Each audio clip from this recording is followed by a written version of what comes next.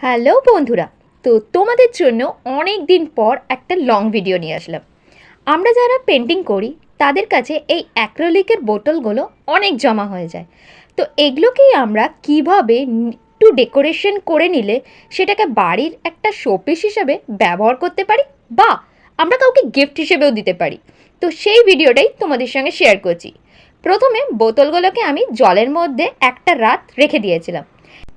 পরের দিন আমি জল থেকে তুলে ওগুলোকে একটা শুকনো কাপড় দিয়ে গায়ে যে ট্যাগগুলো লেখা থাকে সেগুলোকে আস্তে করে মুছে তুলে ফেলেছিলাম। তারপরে আমি বিভিন্ন বেস কালারের কোট দিয়ে দিয়েছিলাম। কোটটা কিভাবে দিলাম সেটা তোমরা দেখতেই পেলে। তারপরে নিজের মনের মতো করে কিছু ডিজাইন করছি।